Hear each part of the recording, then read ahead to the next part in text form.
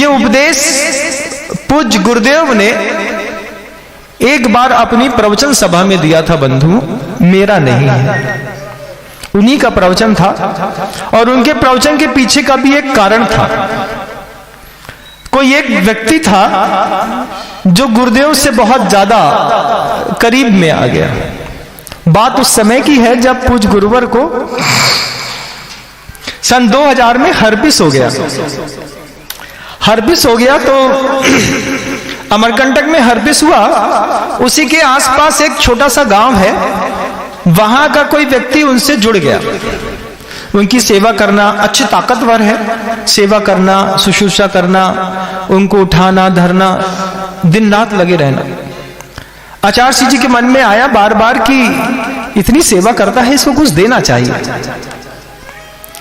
देना चाहिए तो गुरुदेव क्या देंगे, वो तो अक्षय दान के दाता है, उनके दान पूरी दुनिया में फलीभूत होते हैं। उस व्यक्ति से गुरुवर ने कहा, भैया तुम जीन्स टी शर्ट पहन करके हमारे पास आते हो, बाकी तो सब ब्रह्मचारी लोग आते हैं, महाराज आते हैं, तुम ही एक ऐसे हो जो सिविल कपड़े पहन करके घुसते हो अंदर, और अंदर घुस करके सारे काम करते हो, तो लोगों को लगता है कि ये कौन है, ये कौन है, ये कौन है।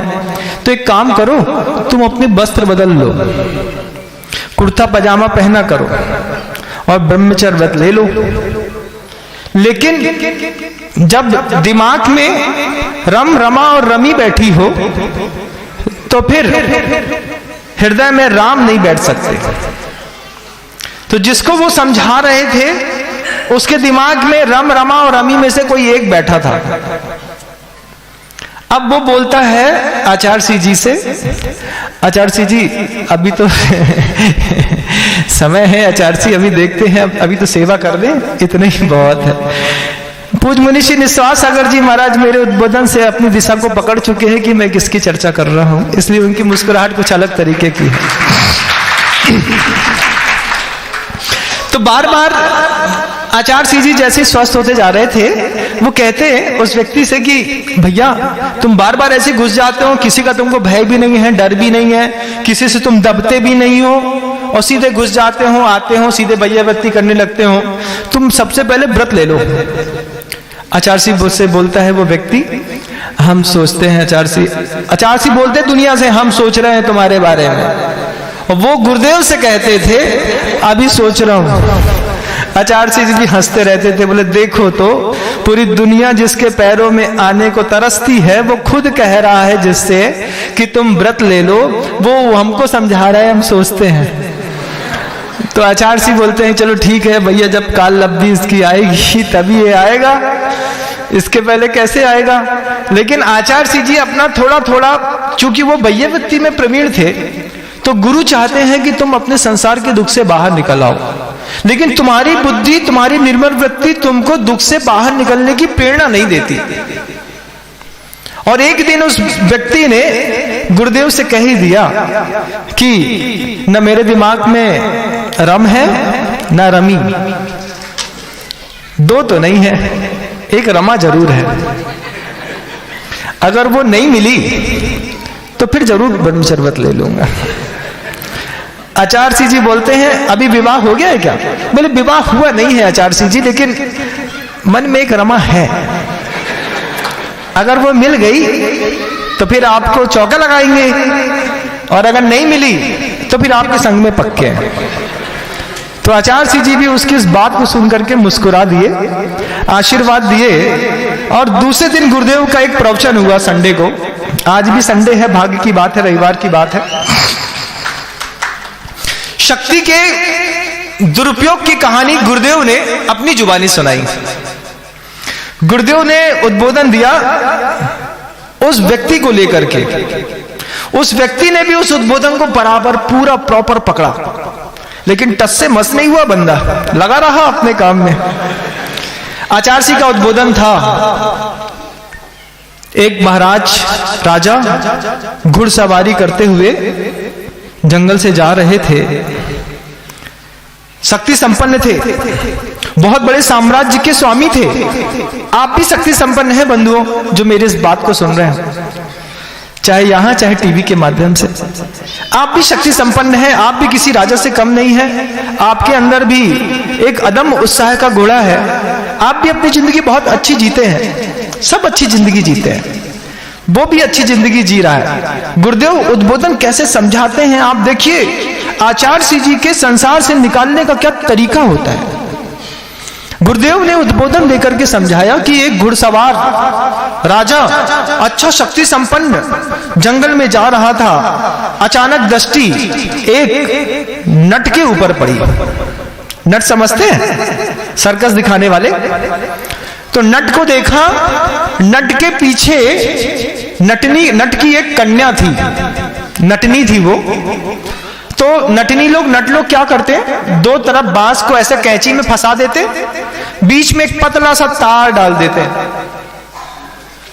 पतले से तार में वो नटनी आंख बंद करके बिना डंडे का सहारा लिए पट्टी बांध करके पतले से तार में चुपचाप धीरे धीरे धीरे धीरे धीरे चल रही है। इधर से उधर जाती है, उधर से इधर आती है, फिर इधर से उधर, फिर उधर से इधर। और उस नटनी को देख करके राजा ऐसा दीवाना हो गया, ऐसा मोहित हो गया कि नट से कहता है मुझे तुम्हारी कन्या से विवाह करना है। आप लोग भी नट हैं, राजा हैं, बंधु आप लोग तो शक्ति संपन्न है। अपने ऊपर इस कहानी को घटा के देखिए, गुरुदेव ने तो उसको समझाने के लिए सिखाई है कहानी। निर्मल वृत्ति कैसे बिगड़ जाती है, थोड़ा सा बुद्धि यहां से वहां होती है तो बंधु। आचार्य श्री जी कह रहे थे कि वो नट के तार में चलती हुई उस नट की कन्या को देख करके राजा के मन के अंदर पैदा हुआ भाव, इसी से विवाह करना है चाहे कुछ हो जाए। नट से बोलता है तुम्हारी कन्या हमको पसंद है, इसकी शादी हमारे साथ कर दो, हम फलाने देश के राजा हैं। नट कहता है होगे राजा, हमें तुमसे क्या प्रयोजन। तो फिर ये कन्या तो मैं नट खानदान का हूं, किसी नट को ही दूंगा। क्या राजा को नहीं देने वाला? तुम राजा को देने से हमारी परंपरा खराब हो जाएगी, हमारे खानदान का जो हुनर था वो हुनर चला जाएगा। तो हम अपना हुनर और अपनी संस्कृति क्यों बर्बाद करें? हमारी कन्या है, जिस घर में जाएगी संस्कृति को व्यवस्थित चलाएगी। अगर तुम्हें इतना ही हमारी कन्या का मोह है तो तुमको अपने राजा का पद छोड़ना पड़ेगा और नट बन करके दिखाना पड़ेगा। आचार्यों ने क्या खूब कहा है, मोह न छिज्जदि अप्पा दारुण कम्मम करेदि बहुबारम नहु पावदी भवतीरम किम बहु दुखम वहेदि मूढ़मति। हम लोग जहां स्वाध्याय करते हैं वहां पे ये कारिका कल लिखी थी बंधु, पढ़ी तो याद हो गई, आपके सामने रख दी। मोह न छिज्जदि अप्पा दारुण कम्मम करेदि बहुबारम।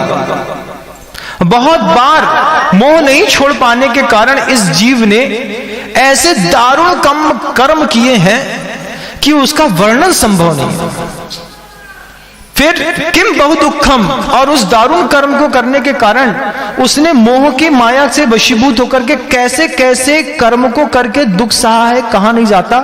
वो राजा कहता है मैं तो इस कन्या से विवाह करके रहूंगा चाहे कुछ हो जाए। उसने कहा सबसे पहले इसी कन्या के साथ रह करके पतले तार में चलना सीखो, प्रैक्टिस करो, और जब कर्तव्य करके और 1000 स्वर्ण मुद्राएं कमा करके मेरे हाथ में दे दोगे उस दिन मैं तुमको अपनी कन्या दे दूंगा। कहां वो पूरे राज्य का स्वामी जिसके संपत्ति में हजारों करोड़ों मुद्राएं रखी हैं, अपनी सत्यवादिता और अपने उस हुनर को छोड़ करके वो एक स्त्री पे मोहित होकर के कहां फंस गया बंधुओं? नट पे चलने का हुनर सीख रहा है राजा होकर के। तुम लोग भी तो ऐसे ही हो, किसी और व्यक्ति के कहने पर तुम अपने स्वभाव से कितने प्रतिकूल परिणमन करने लगे। कहां तुमको समय पर देव शास्त्र गुरु की पूजा करनी थी, स्वाध्याय करना था, धनोपार्जन करना चाहिए था। रात में 9 बजे से लेकर के रात में 3 बजे रात तक लगे हो, उसी नटनी के चक्कर में व्हाट्सएप चलाने में आंखें बर्बाद करते, उसी नटनी के चक्कर में हेडफोन कान में फंसाए फंसाए आदमी सो जाता है, कान पूरा खराब होकर के बहरा हो गया आदमी। नटनी के चक्कर में आयुष्य कम नहीं कर रहे क्या? आप खुद सोच लीजिएगा। कर रहे हैं महाराज। फोन फंसाया, सो गए। अब लोगों ने बताया महाराज जी +14 का चश्मा लग गया लड़के को। क्यों? इनकी हरकत कुकर्म ऐसे हैं कि रात में मोबाइल चालू करके सो जाते थे। फिर क्या?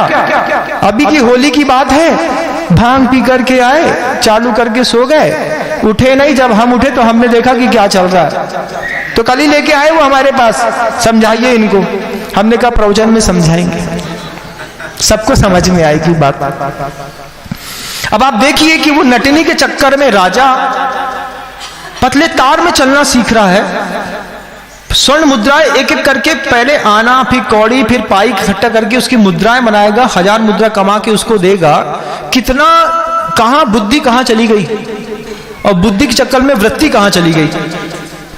बुद्धि थोड़ी सी भ्रमित हुई एक कन्या के चक्कर में, और एक महाराज होकर के, किसी देश का स्वामी होकर के पतले तार में चलना सीख रहे हैं। ऐसे ही हम लोग भी, कई लोग हैं बंधुओं कि किसी के ऊपर विमोहित होकर के, और हम भी कैसे पतले कैसे कैसे कर्म करने में लगे हैं, और अपनी शक्ति का उपयोग अपने लिए ही नहीं कर पा रहे।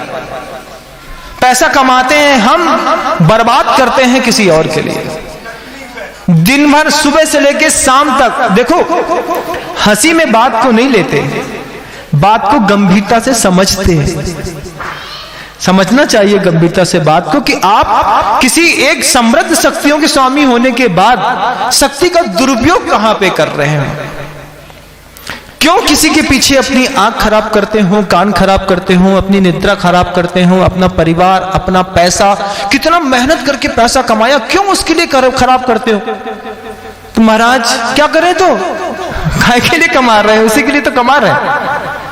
ऐसे शब्द को देख करके आप हंस तो सकते हैं बंधु, हंसने से जीवन सफल नहीं होता।